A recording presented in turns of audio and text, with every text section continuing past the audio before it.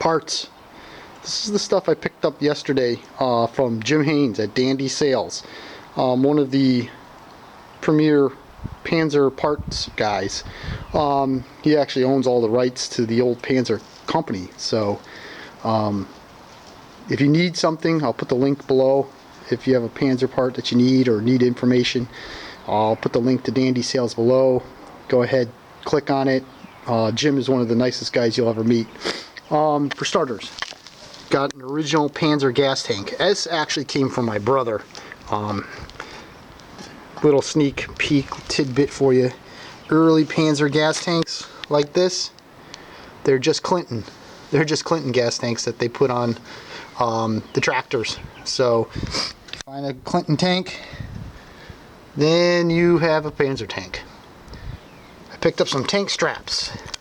Tank straps were missing on my tractor.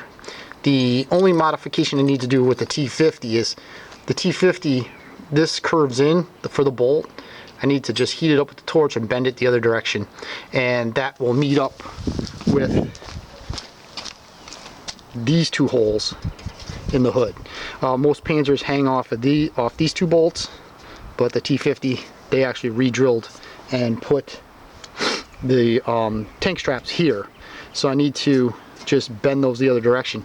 One other note, this hole here in the hood, it is original and it's for the kill switch. So I did get that confirmed by pictures and from Jim. Also, the throttle being on the inside of the hood, it's 50-50 on whether or not that's original. I can't confirm it, but I've seen a lot of early versions of the throttle on the inside, but then again, I've seen versions of it on the outside. This tractor doesn't look, this is original paint, doesn't look like it ever had the throttle on the outside, so I'll be keeping it on the inside.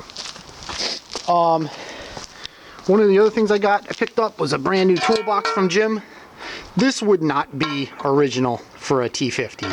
T50s didn't come with the toolbox, these were later, but it's really nice to have a little something when you're riding around in the tractor show, just to throw some junk in. It's not very big, but it does look nice. You know, it goes right into those two bolts that hold the seat spring in. It doesn't detract from the tractor. It doesn't look out of place. So I am going to keep that. As I indicated in the video before, reverse disc, brand new reverse disc. The other one's so dried out, I think it would just come apart if I used it.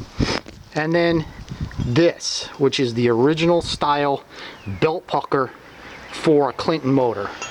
So I wanted one of these too. These are cheap. This thing was like 12 bucks. I mean, I could have made it, but why bother?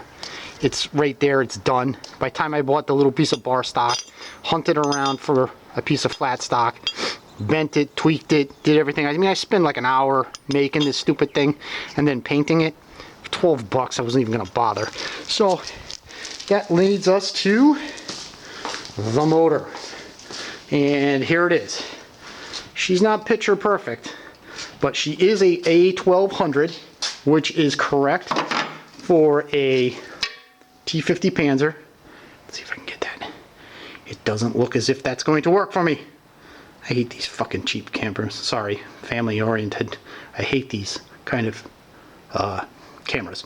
Well, anyways, so it is an A1200, which would be correct for a T50. This one actually happens to be a later or mid 58 motor. It came off an RJ58, so theoretically this could be correct for a Panzer or a T50 Panzer. We've got various pieces of stuff.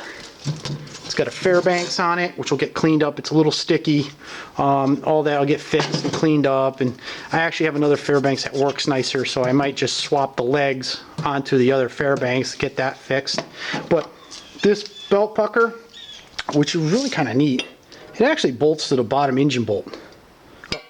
Excuse me. Wait, let's see. Yeah, it actually bolts to the engine bolt like that, which is kind of cool. Typically, most like the RJs, they always bolt to these 4 bolts here with a bracket or with the belt guard, but the actual belt pucker on a Panzer T50 goes like that. Pretty neat. So we'll be putting that together. Oh, one thing that will be done, because this is an A1200, I can swap out that early style ignition to the later B1290 ignition, so that way I can use Tecumseh points and condenser. Makes things a lot easier, keep them running. But there you go. Thank you very much. I'm picking at it. Have a nice day. Bye.